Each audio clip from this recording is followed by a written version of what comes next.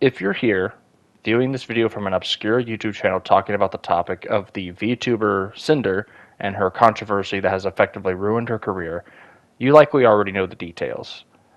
I understand that this drama is effectively cold now, and over a month has passed. I still feel personally driven to make this video. The years-long manipulation and sabotage undertaken by Cinder upon her friends and community was pretty shocking to see revealed. Cinder had presented as someone cozy, warm, and kind, with a community that equally enveloped those characteristics. So, of course, with the information we have now, it is greatly disappointing and arguably even heartbreaking for both the Girly Pops, the name of the friend group through which Cinder was a part of, and the Pyro Pups, Cinder's community. I only started watching her content about a month before things went down, thinking, oh, this Cinder person is pretty chill. I should try to drop by her streams at some point. Being a college student, I didn't have the energy to put into engaging with streams yet, and instead put it into coursework or gaming. But I digress. I could strongly empathize with the affected people after Cinder's actions were exposed, but I also was reminded of a very fundamental thing about looking up to people or otherwise being drawn to them. It can be summarized as something similar to the phrase, you should never meet your heroes. What I mean to say with this is that at the end of the day, ultimately, we are all human. And humans fuck up. They can fuck up in varying forms of severity, whether it is by accident or on purpose. I would argue that the Sinder Incident should serve as a strong reminder that no matter how amazing your favorite content creators are in videos, streams, and events, it is almost certain that neither you nor I will truly know them on a personal level.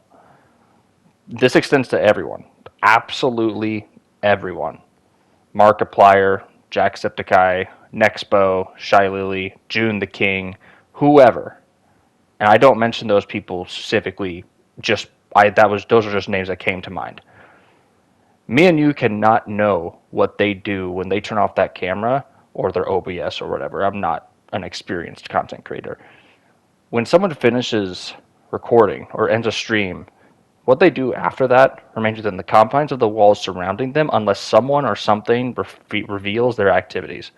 The Sinder Incident is a chief example of this. It thus always is important to keep in the back of our minds that at the end of the day, these content creators are human, and no human is a saint, no human is flawless. Now let me be clear, none of this is to excuse what happened. The damage done to the Girly Pops and the community is real and lasting.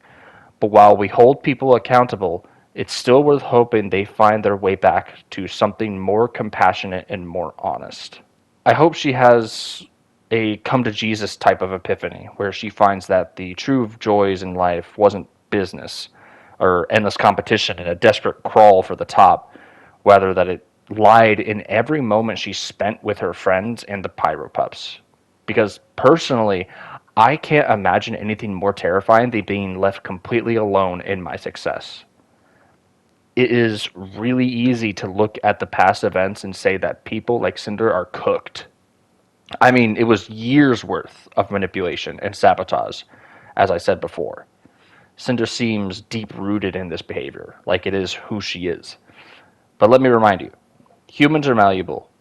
Some just really need hard-hitting wake-up calls in this case. Again, I hope she learns and grows. If she doesn't, then let her story be a warning. Success means nothing when you've burned every bridge to get there.